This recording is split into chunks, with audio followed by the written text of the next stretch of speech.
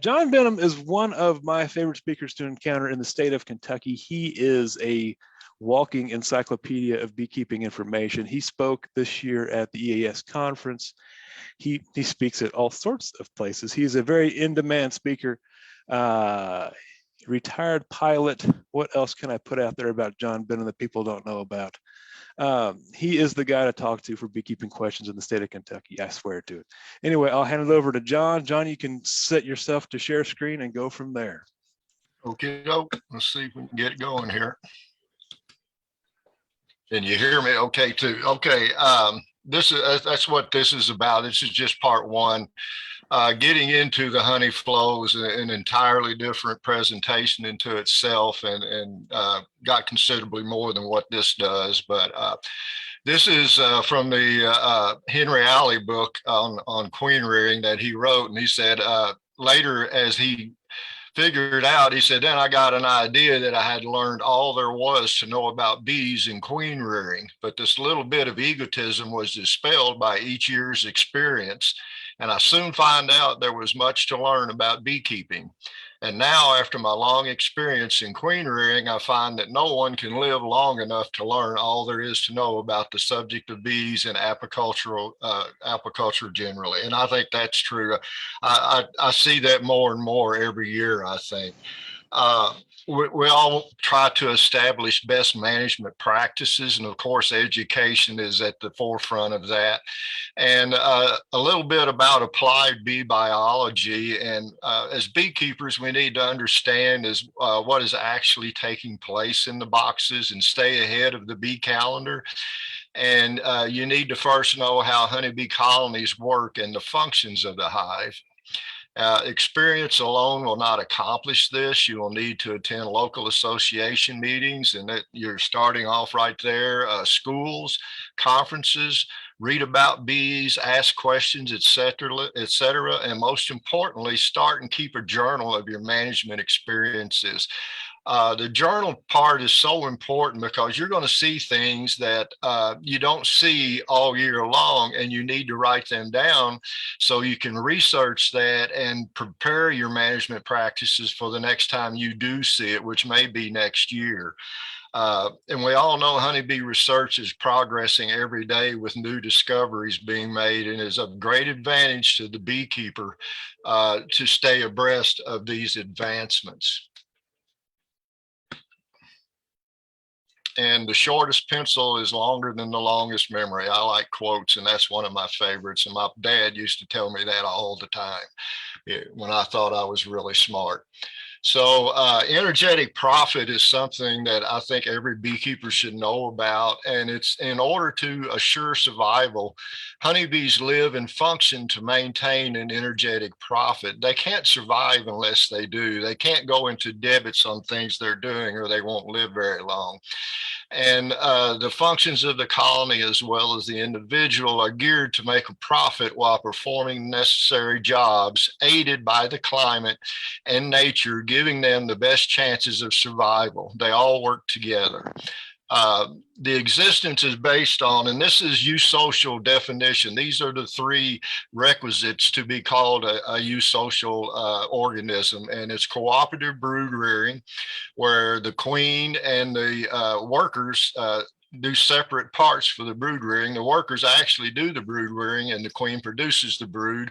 Overlapping generations, every time they get a new queen, they've got generations that do overlap, and a reproductive division of labor. And that means they produce during the reproduction, the division of labor is produced.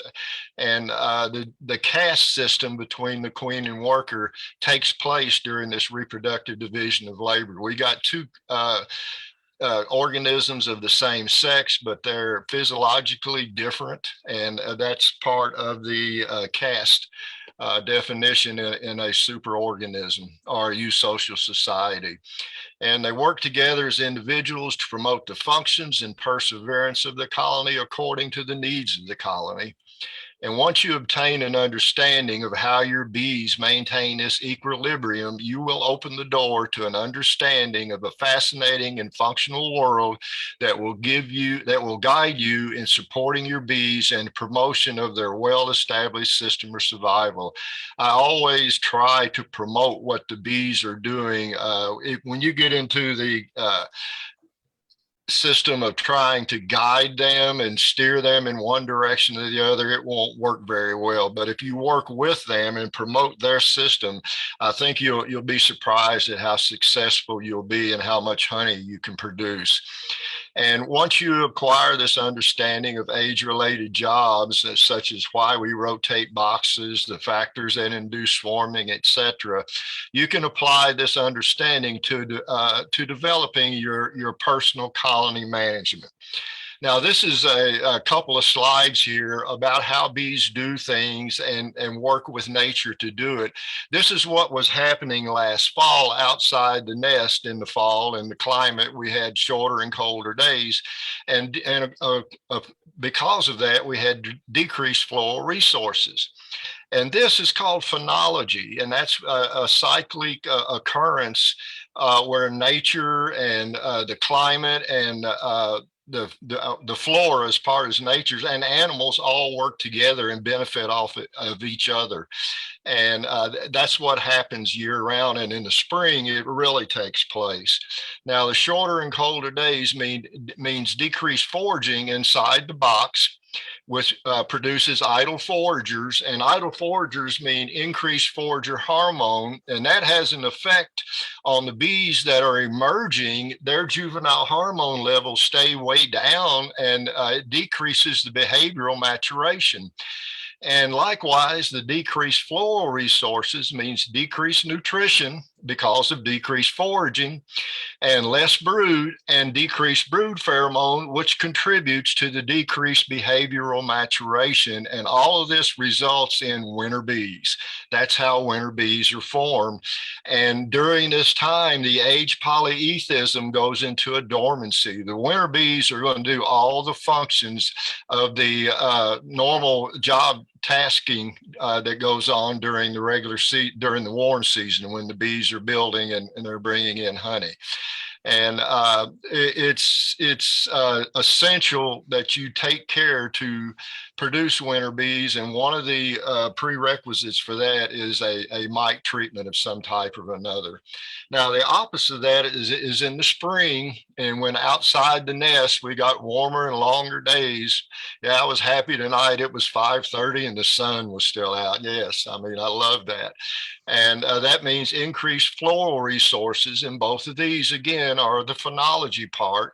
And warmer and longer days means increased foraging, and which produces working foragers.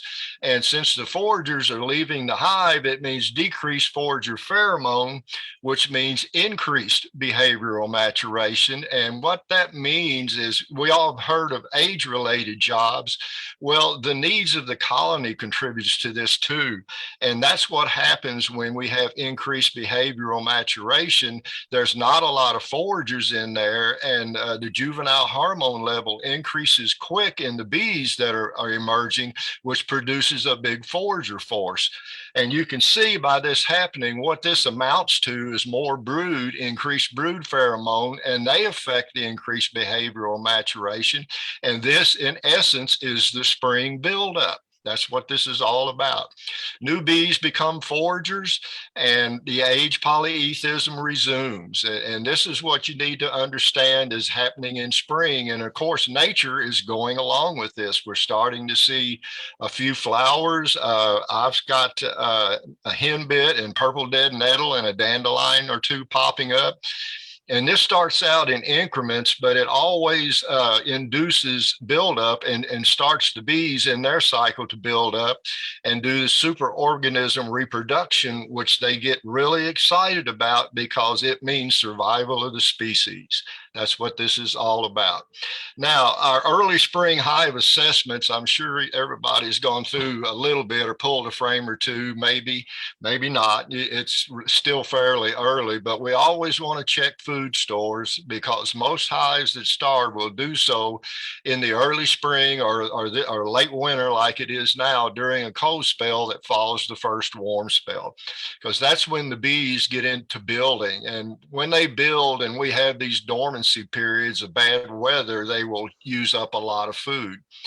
Now, if the cluster has started to break up, we're going to check for eggs and brood pattern, but only if the weather and temps permit. And we need to understand in the days that are occurring now, even though it might get into the 60s or so, or high 50s, and the bees are flying, they are still clustering at night.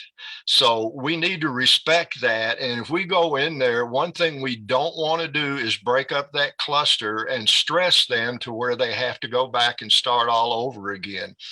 And one of the things I recommend is if you're peeking in and the bees are still in a fairly tight cluster, is I like to put a couple of puffs of smoke in there and wait a few minutes and then go back in and look. And what the smoke does, it masks the pheromones, any of the alarm pheromones that may cause the cluster to break up.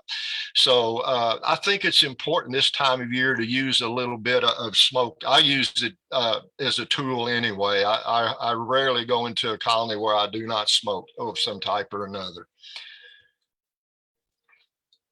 Now, we're going to look for fresh food, and most of the time fresh food we're looking for is going to be pollen and traces of nectar. And I've seen them bring in a little bit of pollen.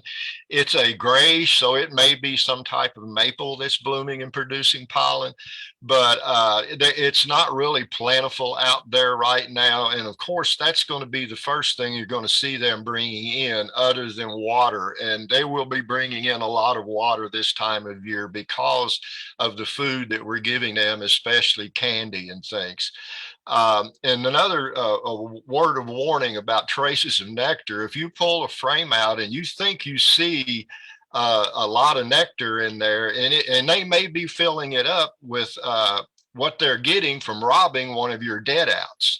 So check that out. If you see a pretty good sized colony and they've already got fresh, looks like nectar stored in there, go around and check your other bees, because you might have a dead out. And sometimes the dead outs will be, when they're being robbed, looks like they're alive because you see the robbers coming and going.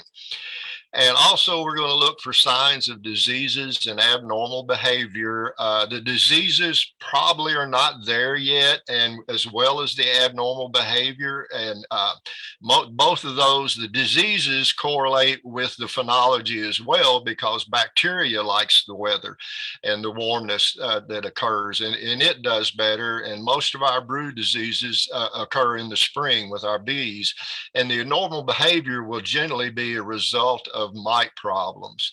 One thing I think all beekeepers need to understand as a concrete for sure is that in the fall, when a bee colony is getting ready for winter, if they are weak and struggling in the fall, they will not get better during the winter. That's not going to happen.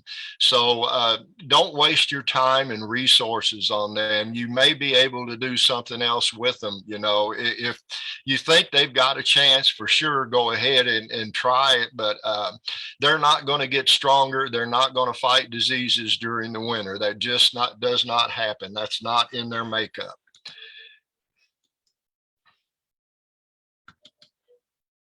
Now, we look for backfilling in the brood nest, and that's probably, if you see that now, that's probably what I just described. It's more than likely a robbing situation going on rather than them bringing in a lot of nectar. And in the early part of the spring, when they are bringing in nectar, they will place it around the brood nest because they're still clustering at night, like I said a while ago. And it's handy and convenient for them to do it around the brood nest, because when they cluster and keep the brood warm, they have the food adjacent to them. And normally, as the spring picks up and the brood pattern becomes more solid and larger, this will disappear. Now, we're going to prepare for spring feeding. I'm trying to transition right now from solid food to liquid food. And I want to be careful that I don't have so much liquid food in there that I can create a situation that the liquid will drip onto the bees. We don't want that to happen. Wet bees cannot thermoregulate just like a wet human can't. You know, we'll freeze to death in our weather if no matter how many clothes we got on, if they're wet. And the bees will do the same. They cannot thermoregulate. I'll show a little bit more about that in a minute. And pollen patties, like Jake said a while ago, they're fine to feed right now. And you can even start brood builders if you want. But and dry pollen, I've tried that. It doesn't work very well. Sometimes they take it and sometimes they don't. One alternative to that is if I have a bigger colony that's using a lot of food during the winter and I put more candy on in February, I will wet the candy a little bit and then dust some dry pollen on the outside of that just to kind of get them started on that. But another word of caution too is on pollen patties is I try to feed just enough to where they will use it within maybe 4 or 5 days. If you put a big pollen patty on there, you could be raising hive beetles. So think about that, because hive beetles love that stuff too, and they love hiding behind it as well. Now, you can supplementally feed with a minimal disturbance to the colony when you briefly remove the inner and outer covers and replace the patties, candy, etc. on the top bars and close the colony. And I do think, like I said, that smoking helps this, helps create or helps reduce the stress that the bees incur when you are feeding in bad or cool weather or up and down weather. This is how I fed dry pollen substitute. And I think this picture is probably 15 years old. And in my 20 years, this may be the only successful time I ever fed dry pollen, that they really took it. And they may be gathering it as pollen because bees are gatherers. That's in their psyche. And there's stories of them gathering coal dust and sawdust and things like that during the spring. And my Amish neighbors grind horse feed, which has a little sugar in it. And I've been over there before where their barn where their grinder is just full of bees because they're over there bringing it and harvesting it. Now, here's some of the liquid feeding options I was talking about. This is the center picture is okay. Right now, we've got the shim up here, and this is probably about as many bees and food as we have in there right now, if we've got that many frames of food. I do still have several colonies that have 2 or 3 frames of food in there, but a liquid feed option, if you don't have an extra box, is like the middle picture. But when you place this entrance feeder in, and this is the only place I use entrance feeders, I never use them in the entrance. When you place the entrance feeder in there, make sure that if we do have up and down cool temperatures and we get a pressure change in the jar there, that if it leaks, it will not leak down on the cluster over here of the bees that are clustering at night. This is a better setup on the right where you just set it up right here. And what I like about this is I can come over, I don't even use the inner cover once I put this box on. I can pop the lid and set another jar in there and take it out and be gone within maybe 25, 30 seconds or something like that. Minimal stress on the bees. I think that's what we need to work at. And here's something, I'm not going to spend a lot of time on this. I do use follower boards. I've got 4 nukes I overwintered, and they are in this configuration, and they're all doing very well. And maybe tomorrow, this is the way I will feed them. They have the follower boards here, and they're over here, and they do have sugar on, but I can go ahead and set the feeder down in here and slide it under the follower board, and they can get it at their convenience. And I can also judge by how fast they're taking this syrup out of there, whether or not they're building and they've got more adult bees. Now, this is something that I've learned that A late killing frost may occur at a time when the bees are building and have lots of brood because they're preparing for the main flow. And this usually occurs after blooming has begun, not this stage of blooming, maybe a few maple trees right now besides the ground that's warming. But there's not a lot of food out there.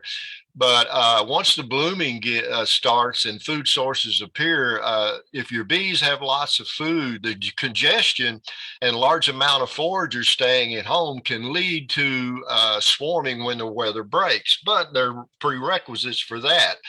And most of all, the late frost or even extended rainy periods can induce starvation, and strong, healthy colonies or drastically reduce the brood amount. If this happens, if you're doing an inspection and we get after you do the inspection, lots of open brood in there, and then we get a long period of rain and cold weather, the bees will actually cannibalize the larva if they run out of food. So make sure they've got lots of, or at least some type of supplemental food. If they cannibalize the brood, what happens is they have to start all over again on the buildup, and we don't want them to do that. We want them to be going strong. Jake just went over this. I'll skip the March bee calendar. Now, here's something I think all beekeepers need to understand when it comes to buildup. This is a frame of brood from last spring. And I love it when my queens do things like this, and my bees do, man. I mean, you feel good about this. But one thing you need to note, I'll use my cursor here. If you see this bee right here, see how long it is? And if you look above it, that's 1, 2, 3 cells. That bee covers 3 cells.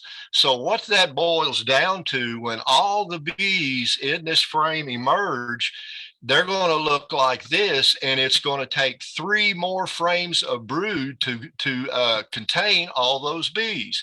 In other words, this frame is going to equal 3 more frames of bees. So do your math when you're out there doing inspections and you see this in the spring, and try to anticipate all these bees coming out at once, and maybe give you an idea of swarm preps, or maybe when you need to put your supers on. It can help you make a lot of decisions.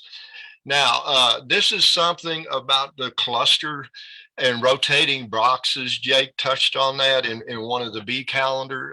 When we do this, in this rendition right here where it says no, this cluster is occupying both parts of the boxes, a little bit of the bottom and a lot of the top. So we don't want to break that cluster up and do a box rotation if this is the situation. And a way you can tell is pop split them and pry the top box up and peek in there a little bit and see if you see bees festooning from the top into the bottom. That's they're moving up, but they're not all the way up. So we don't want to rotate and move the boxes and destroy that cluster. We can cause a lot of problems and stress. In other words, here's another, the way it's set up in there. Don't do this, and don't break the cluster. And if they do move up into the box, you can. Early spring, if they're like this, don't do this. We can do this later in late spring. We can break this up, but I'm talking about when the flow has started, maybe the 3rd week of April or even into May. You can do this again right before you put the honey supers on. And this is what it'll look like. And one thing we need to realize, every time we rotate boxes, we're going to stimulate population growth. That's going to happen.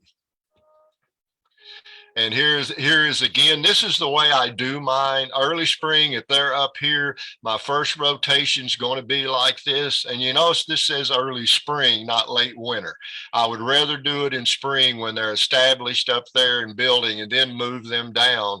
And when they get to this configuration here on the 3rd box, that's when I will rotate one more time and give them more space right here and stimulate more brood rearing, and then add the supers.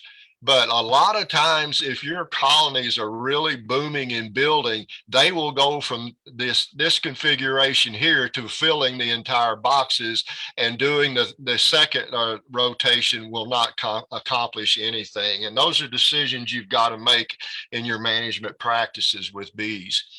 Now, another thing that we look for when we rotate brood boxes and honey supers, I always look for white wax.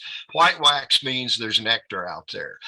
When we feed them syrup, they'll put a whitish wax, but it won't be that spick and span white sheet bleached wax look. And when we see that, we know that the flow has started, or there's some good nectar out there when they start to do that. And even if it's burr comb or little traces where they've started to build burr comb, if it's lily white, then you need to up your management practices to on the calendar to what is actually going on. You may have to progress with some rotations and manipulations, or you may have to wait depending on what you see. And another big sign of spring, of course, is the laying pattern increases. You saw the frame a while ago, and drones.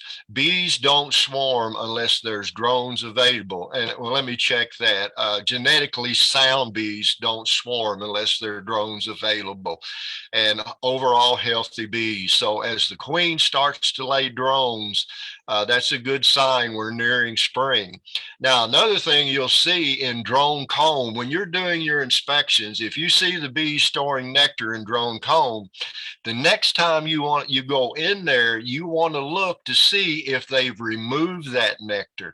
That's the first place they'll take it out of when they decide they need drones and the time to start the swarm sequence is at hand. So think about that. When your drone cells have syrup in them and you come back in a few days and it's gone, that's a good sign that spring is progressing and we're getting ready to go. And of course, the queen should be mobile and laying lots of eggs. If one frame is full, she should have moved on to the next, and we want to keep an eye on her. We sure don't want her to play out this time of year. That's not good for anything. And of course, the colony population should be increasing. And if you don't know this, this time of year, the colony population can double in 3 weeks in early spring. And then in 6 weeks, it can be 3 to 4 times the original population. But that all depends on the phenology and the nature and the blooms and everything working together. This is something I'm seeing now. I've seen a lot of this. This is what I look for. And what this tells me is in the upper right of there, we've got purple dead nettle and, of course, dandelions. And we'll go around clockwise. We've got henbit and then red bud. None of these produce a lot of pollen or a lot of nectar, but it's very much enough to get them started.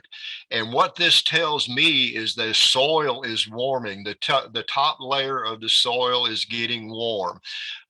We know we can be outside and it's cool. Today, I'm building a honey house and I was putting together trusses, and it was supposed to be 56 degrees and the wind was blowing and it was really chilly. But man, when the sun came out, it warmed me right up. And that's what it's doing to the soil, even though the temperatures are fairly low. And as the warmth in the soil gets deeper, the bigger blooms start to occur. And that's when the tree blooms occur. So if you watch all of this and think of it in a cycle, it can really help you stay ahead of the bees.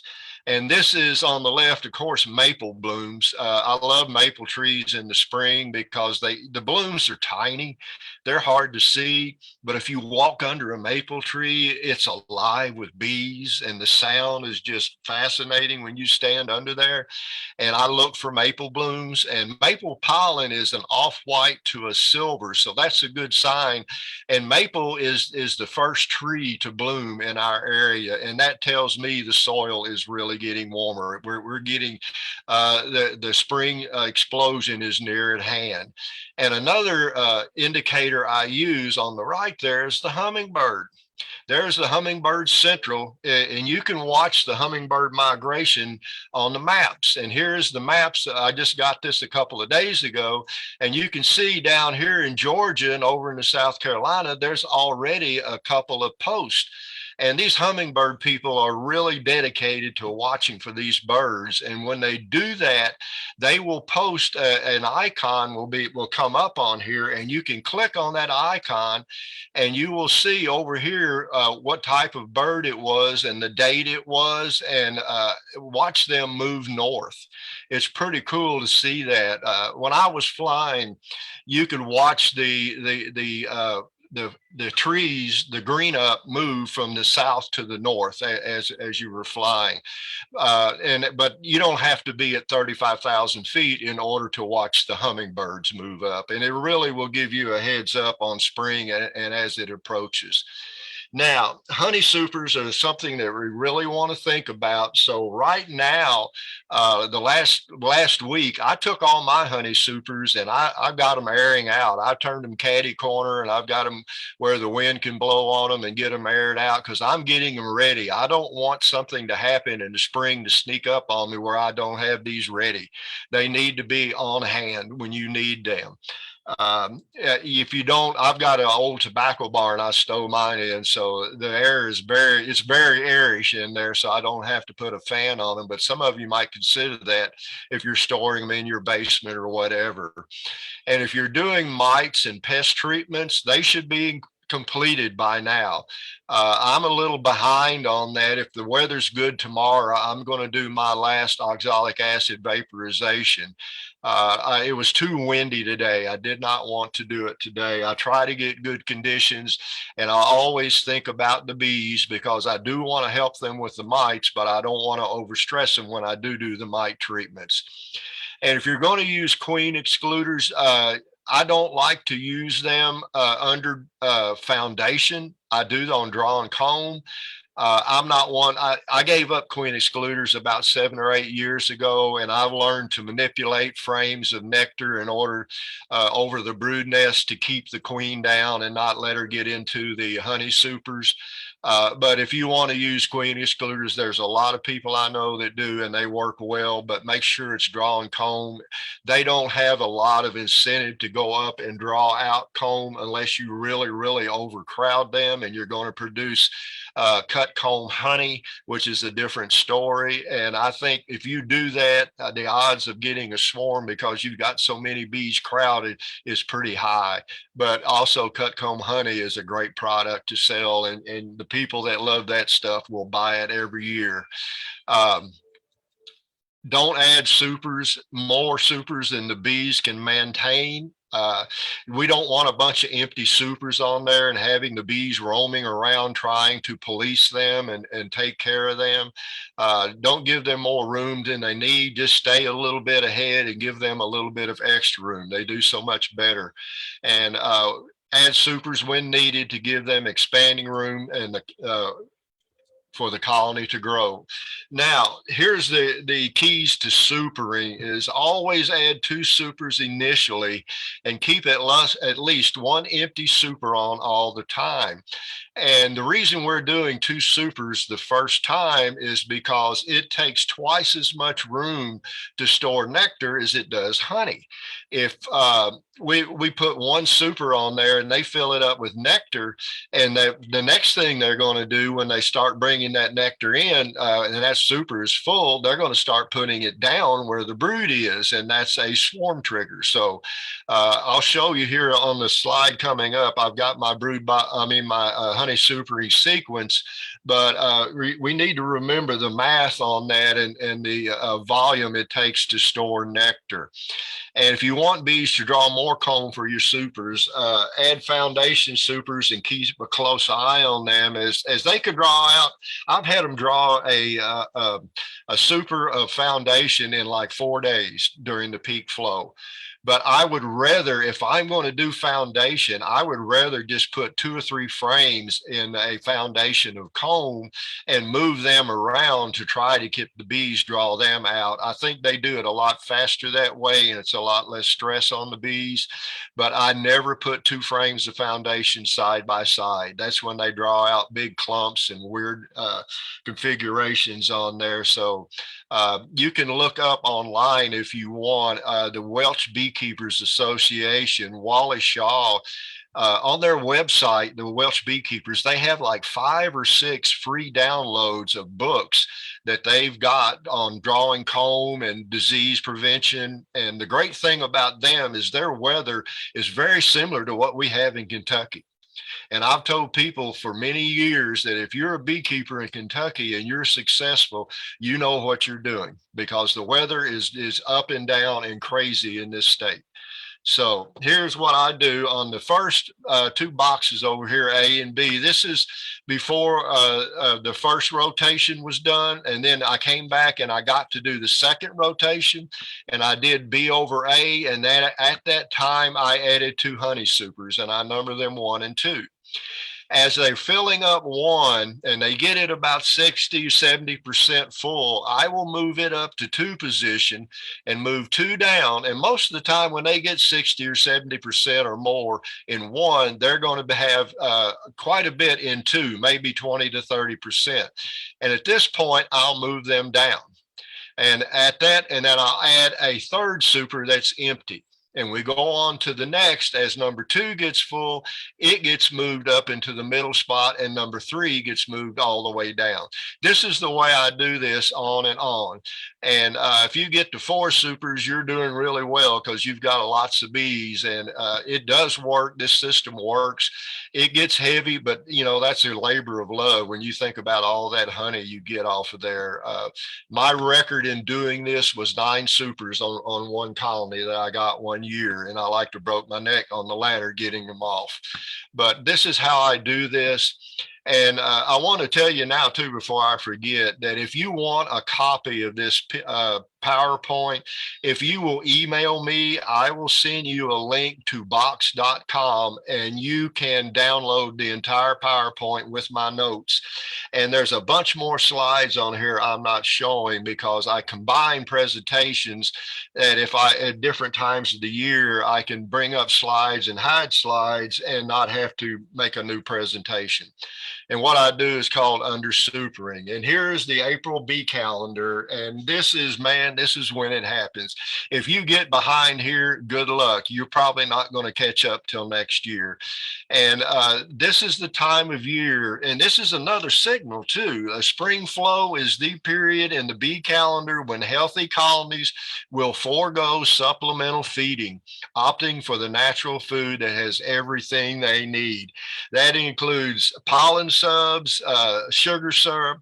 They'll let it go, because there's nothing better that we can feed bees than what they feed themselves, and that is a scientific fact.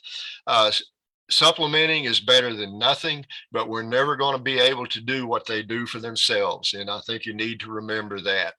And this is what I call spring. The game is on. And this is when most beekeepers get behind the curve, and the period when the population that has doubled since late February creates a snowball effect, with growth corresponding to the bountiful food sources. That's phenology again. If the food sources is there, the bees will grow, and the food sources will be there when the climate induces the food sources to grow themselves. So if they get going and going well, they're going to grow until late June. And I think most beekeepers understand that. Now, this is a little bit on making splits to curb swarming. One thing you need to understand, if you're going to make splits for increase, there's bees you should propagate and bees you should not propagate. You've probably heard from Jake about, we've got a lot of puppy mill type bee brokers out there that are selling bees that are not really genetically sound. They're not very survivable, and it's tough to keep them going. And they're swarming most of the time. So if you're going to propagate bees, don't propagate bees that are slow builders, are mite infested. That's a problem too.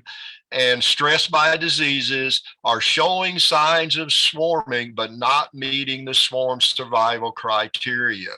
If you think if your bees are building queen cells and there's not a lot of bees in there, and you're thinking, wow, why are they doing that?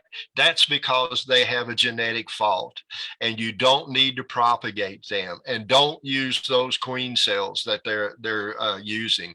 I went and collected a swarm last year, and I don't go to Warren County much at all anymore because of the bee brokers that are over there. But I collected a swarm in an area where this guy, after he gets through with the almonds, brings back 300 or 400 colonies of bees and leaves them in one area. And this swarm was not far from where he keeps his bees. And I brought them back here, and this was in June. And I put them in a nuke and I looked at them in a few days, and the queen was laying. So I went back in about 8 days, and there were the bees that actually swarmed again in a nuke. It wasn't much more than a grapefruit size ball of bees that I put in there, and they left 21 queen cells on a frame that they had started. So this is not good. This is not genetics. Those bees cannot survive. So when you make increase and you do splits, make sure you're doing it with bees that are showing good quality genetics. Uh, Making splits for increase or to curb swarming. When splitting bees to curb swarming, make sure the swarming signs are indicated are supported by the following survival criteria. This is the energetic profit of swarming right here.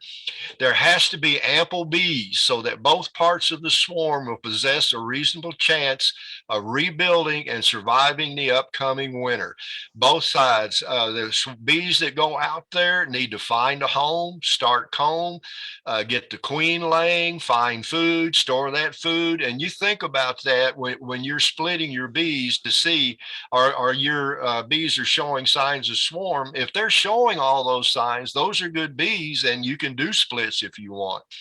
And a lot of times what I'll do, if they're showing those signs, they're really, really booming, and they've got me shy that they're going to swarm, I'll just take a couple of frames, maybe 3 frames of brood out of there and start a nuke out of that and slow them down that way and see if that keeps them from swarming. You don't have to make a complete split if you don't want to.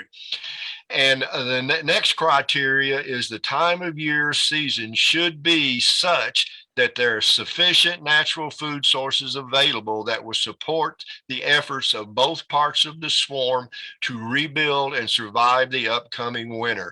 And I'm not talking about beekeepers feeding them. If they're swarming in July, there's not much of a chance they're going to survive here in Kentucky or anywhere for that matter, because the major flow is over.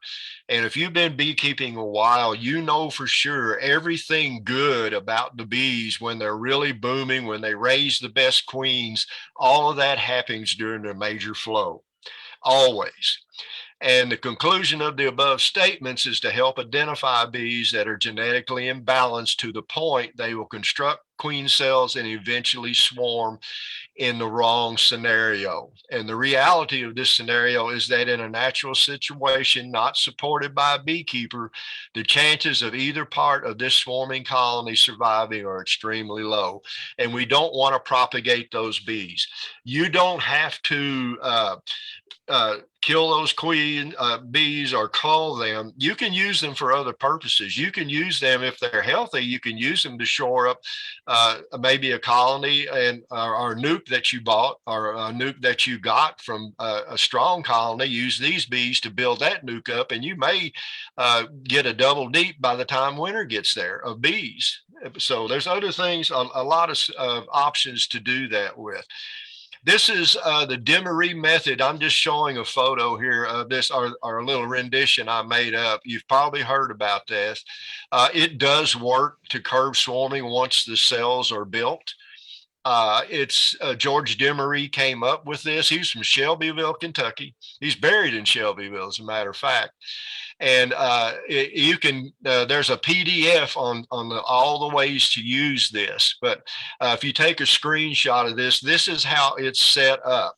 And there are alternatives to this as well, but this is the best way. It can be labor intensive, but it works, because what we're doing anytime we want to curb swarming, we're separating the flying bees and the older queen who will be in the bottom box here, the original box, from the non-flying bees in the brood who are in the top box. And that's the basis of George's swarm prevention method. And it does work very well. And this is what I was saying about making up increase with from a big strong colony. I've done this many times over the years. I've made up several nukes in the spring from bees that were just booming too fast and I didn't want them to swarm, and I would make these nukes up and actually let them raise the queen. And it works very well, but you need to understand that the first queen cells they build will be more emergency cells, so you'll have to do the math and go back in there, and if you'll contact me, I can send you a outline of how to do this and let the bees raise a queen on their own and get you a good quality queen. And most of the time, if I do this in early spring, I will have a double deep of bees out of this by the time the fall gets here. And it's very comforting to do that. Now, my conclusion on this is the lead up to spring involves numerous functions of the colony returning to the natural bee system of age-related and epigenetic induced jobs according to the needs of the colony. And epigenetic, all that means is outside influences influence the genetics of the bees.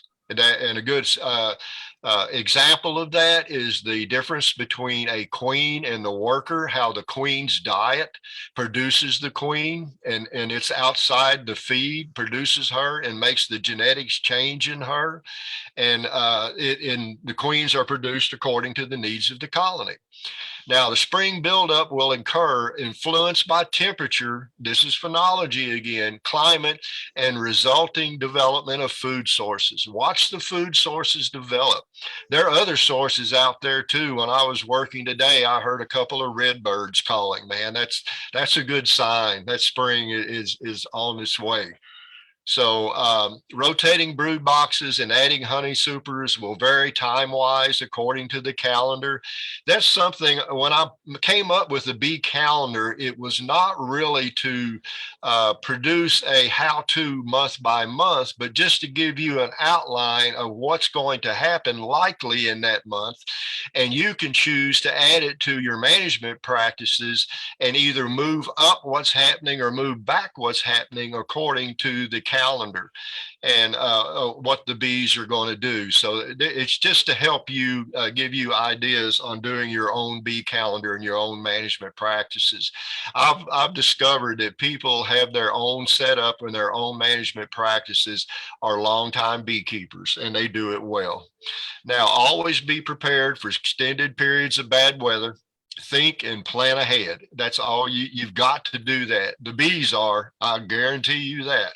If you're not get behind them, they don't care, and you'll not catch up. And this time of year, you won't catch up maybe till the fall, if you're lucky. So this is the time of your year when your bees are moving forward as fast as they can. If you get behind, catching up will be a major effort and very likely induce unnecessary stress on your bees, or even send them into a disease situation. There's a lot of things our stress does to bees. If you got any questions? A lot of information. I will go ahead and jump in for a moment. John, talking about the bees suitable for our location and otherwise, that's a great time to remind folks we have a list of local nuke providers within our club this year. Myself, I'm on the list, as is Don Chesick, Melissa Ledford, Christina Gallahue, Paul Qualley, and Troy Simpson. Apologies if I forgot a name going off of memory there, but I will gladly take the worst nuke any of those people would sell to their yards over anything I could get shipped in. Absolutely. And I'll leave the floor open for questions for John, and I will watch Facebook for questions that pop up there and bring them in here for John to answer as well.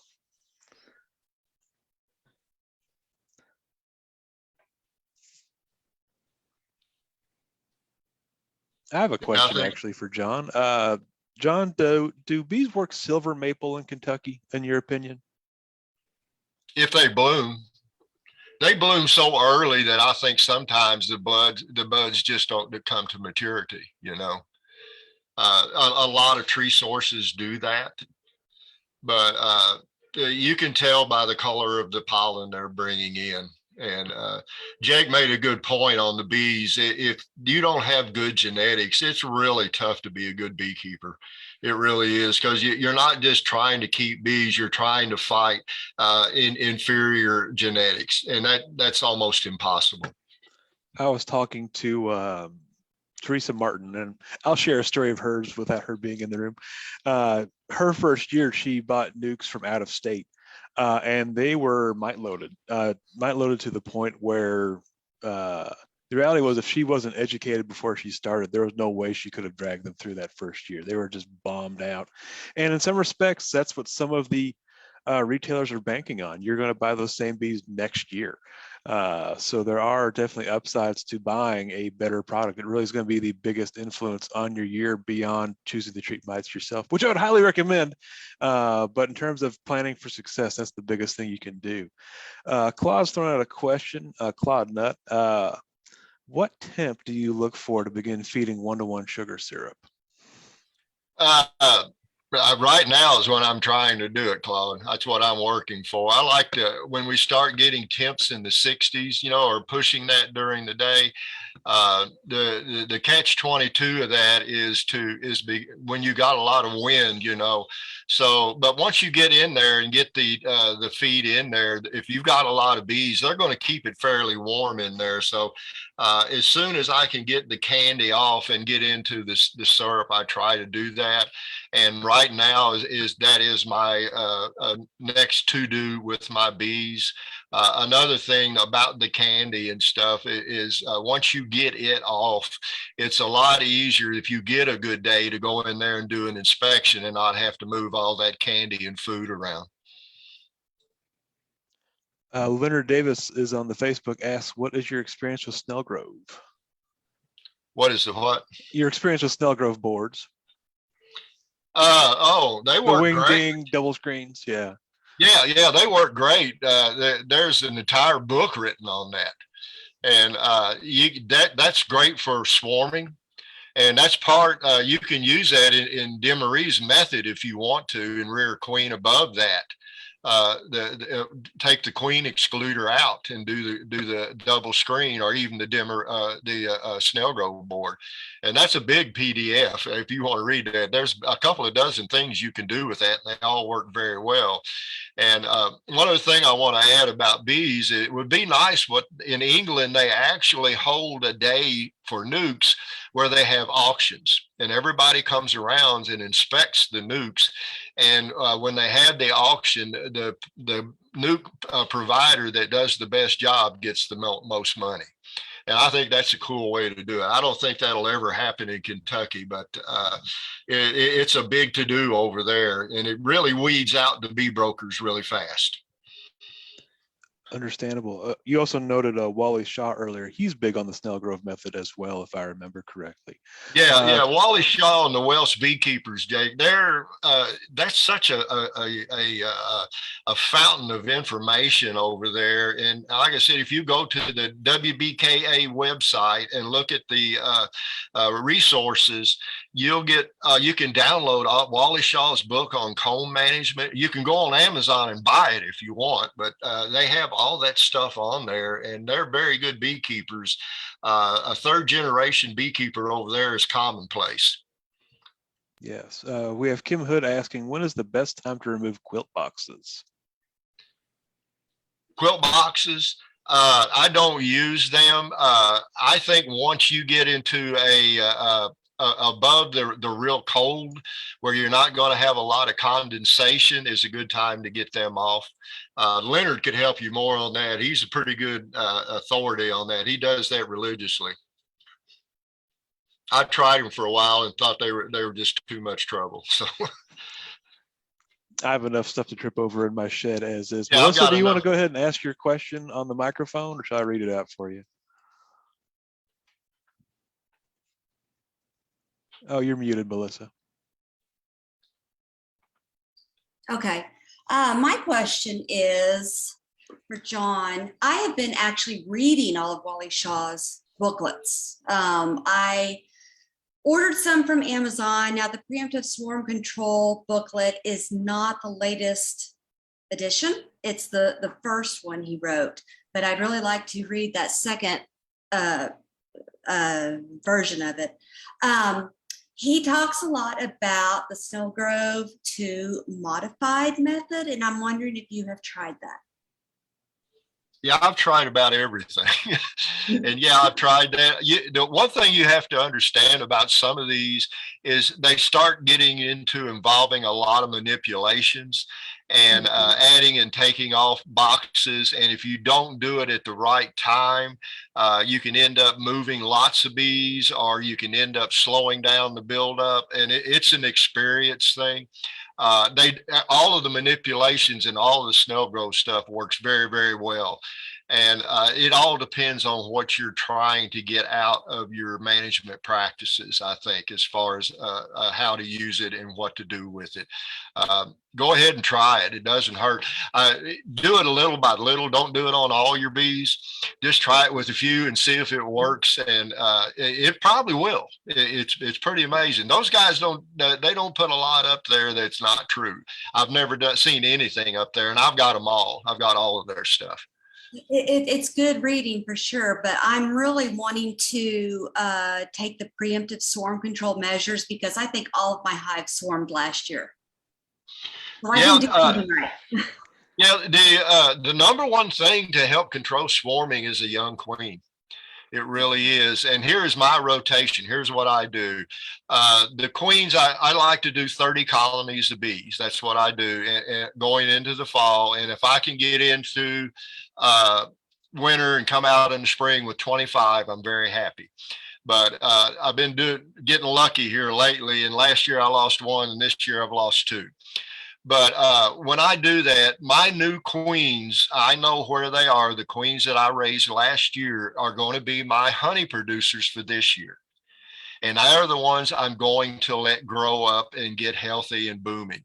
Now, the other colonies that have the older queens, that if they're going really well, those are the ones I'm going to take the nukes out of and make nukes for mating for my queens and make cell builders and use them as resources for raising my queens. And next year, I'll do just the opposite. That's the way I do that. And it works very well. It really does. And in the fall, most of the young bee, the older queens will be doing well, and they produced all the honey I wanted. And the mating nukes are now double deeps, and they're going go through the winter. And it's a good system for me, and it works well. And I produce, this year was very good. I produced about 1,600 pounds with 14 colonies. And it's very heartwarming, I guess. I really like doing that, and it's labor intensive, and a lot of people don't put enough effort into it, but it's perseverance is what produces honey. And one guy I used to know, that he said one time that he just was a queen producer, and honey got in his way. So if you go to buy a nuke and that guy's talking like that, you need to turn around and leave. For sure. Thank you. You're welcome. Yeah, keep up with that Wally Shaw and the Welsh beekeepers. You won't regret it one bit, Melissa. I have all of the booklets. And one thing, I don't know if you remember our conversation last May at the grafting event, where you were talking about how we work so hard to get these good quality queens, but yet a lot of beekeepers who, I'm going to give them the benefit of the doubt and say don't know better, but get these commercial packages in, or nukes, and these drones go out there and they go to the drone congregation areas. I think I'm seeing that in my apiary. I'm seeing a few problems with, and it reminded me of our conversation we had back in May at the grafting event. I agree with you. This last year, my first batch of queens, I do 20 at a time is what I do. My first batch had 3 drone layers. That's the first time in 17 years of rearing queens that has happened to me. And I know that's what it is. It's these guys that are popping up, and they're bringing these commercial inbred drones that are actually sterile, and the queen doesn't know that. And it's very disheartening, because rearing queens takes a lot of time and devotion, and you want to do it right. And these guys come along, and they're making a few dollars. And I just got an email day before yesterday from a guy that said he wasn't really concerned about rearing bees for honey. He just wanted to learn how to split bees and make a few dollars selling bees. So I told him to go somewhere else. So. Another benefit of purchasing local bees like I know several of us do this. I love to have someone come out to my apiary, look through my nukes, talk about bees, find a nuke that they like, one that looks good, that's got lots of eggs, lots of stuff going on, and then I have a very happy customer. And it's just a whole lot. That's heartwarming to me, is to sell someone a nuke and they walk away and they're just tickled pink. I know there's several on here tonight. Great point, Don. I really like that. Thank you. That's so necessary. I think the problem is they put the big profit above everything. And all of my life, if I've worked at something, the profit happens. You gain one way or another. Absolutely. But if you're trying to force it, then somebody's going to pay, and it's not going to be in a nice way. And what you're doing is the way it should be done. I do the same thing, and I end up giving away more queens than I sell. And the same with nukes, because I want somebody to be successful at it and happy. Yeah. I'll dive in for just a second. Kim Hood's question about removing quilt boxes, we got an answer from Leonard, actually. Leonard notes that get the quilt boxes off as soon as we start getting a flow, or when you see them building comb in the space between the frames and the quilt box. I leave on the shim if there's still sugar cake present. They will build comb in the space, but will not be attached to the bottom of the quilt box. Timing is everything. You may have to remove comb out at a super if a lot of comb is being made.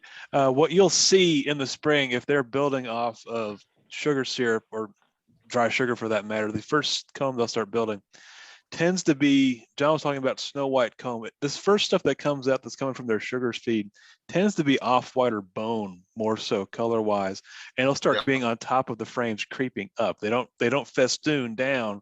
They'll build mountains up off the top of the frames, going up into whatever that space is. Said same, like John puts the empty hive body on and puts a Boardman feeder in there. If he leaves that in there too long, they'll start building comb up and around it, and then once it gets warm enough, and throw the first stone who hasn't had this happen to them, they will build comb off the inner cover, or if you have just the outer cover on that, and you'll have comb festooning down into your feeding space. And that can happen in very short order in the right time of year. I know I've cut out a whole box before myself. Good point, Jake. Yeah, and like the slides I showed where the cap brood, those exploding into bees, that's when that stuff happens. And you need to anticipate that. And I think that's what a journal is all about. I've got probably 30 of them, and I never finish one. I grab another one, and they're all over the place as far as being dated or whatever. But I'm not very well organized doing that. But I've got a friend that's a super beekeeper, and he can tell you what the temperature was at 10 o'clock this time last year, tomorrow morning. I guarantee it. He will know that, and he keeps those kinds of records, and he's very good at it. I think Josh has got a question. Hi, John. Hi. I'm curious what your thoughts are on pollen traps. I'm trying I've got one of my hives that has the Apime pollen trap on it. I didn't know if you ever used those or what your thoughts are, if there's any benefit of kind of taking some pollen for a day or two, freezing it to get back to the bees for a later time period, or if you've ever used any pollen traps, and just kind of what your general thoughts are on that. That's exactly what I do. I have the front mount type is what I use. I will collect pollen for a day or two. If you're collecting pollen to sell, it's not really a good thing for the bees. You want to take a little, but you don't want to take so much that you interrupt their brood building. You just don't want to do that. But the pollen, actually bee bread is the best for honeybees, because once they add the nectar and start the fermentation of the bee bread, it becomes a superfood. And this is something I tell people about pollen substitutes. If you buy that, you'll see it compared to raw pollen. And bees don't normally eat raw pollen. It's a very low percentage of raw pollen that they actually ingest. They turn it into bee bread, and bee bread and pollen subs, there's no comparing now as far as that goes. But pollen subs are better than nothing, and they've come a long way with it. But the only time I use pollen sub, I try to use natural pollen when I do my mating nukes, because you've got bees in there and you don't have the normal sequence of foragers. So you've got to feed them till they get their own forager force going. And if I don't have raw pollen or bee bread in the freezer, I do feed them pollen sub. But what I'll do with bee bread, if I find a colony, and some bees are more genetically prone to harvest pollen than they are nectar. If I find a colony that is going over the edge with harvesting pollen, and they have frames of bee bread, I take them out as fast as I can and wrap them in saran wrap and freeze them. And then I have them for use at a later time in my mating nukes or my cell builders, things like that. But yeah, that's I do the pollen, and I would say the instructions that came with mine said you leave it on for 24 hours. And then I always try to find a colony that's bringing in a lot of pollen, leave it open for 24 hours, then close it, and then leave it for maybe 2 days, and then open it again and see how much pollen you have. If you don't have it, doesn't take much either, and do a little bit per colony rather than all from one, because you don't want to interrupt their buildup. And pollen is the food for the babies, and carbs is the food for the adults. Thank you. That Apimaye bottom board that Josh has is a rather slick appliance for doing pollen collection. It's pretty nice looking. No idea if it works well, but it's pretty nice looking. All right. We'll find out. I'll report back. Oh, okay. I don't see any other questions popping up. I'll throw out an oddball. John, have you ever done double queen or multi-queen hives? Yes. I'll tell you who to read on that. The double queen king is Roger Hoopengarner. He passed away. Roger is up there. I think he's a level above guys like Larry Connor and some of them, Dewey Karen. Roger he got COVID last year and passed away. Michigan beekeeper. He used to work with John Hogg. Have you ever heard of the Hogg cut comb honey system? When Roger and John got that system nailed down, 1 year with the double queen tower system, they produced 923 cassettes of cut comb honey on one colony. And that's just amazing. That's 23 supers that they did on one colony. And it takes 2 queens to do that. But his recommendation, if you're going to do 2 queens, they need to overwinter together one above the other on a double screen. And this is something on the Snellgrove board. I use a modified Snellgrove. I have where I can add a screen to it and make it a double screen board if I want. And then I can also take that single screen, one of the screens off, and make it a single screen board to where they can swap pheromones. And if you want to do the 2 queen, Jake, that one above the other, it does work. And it's labor intensive, and I'm just getting too old to move that many boxes around. That's why I don't do it anymore. But man, it's a lot of fun, and you better be ready to work too. All right. Well, barring any other questions, John, thank you very much for your time this evening. You're welcome. Good to say hello to Claude, my friend. How you doing, Claude?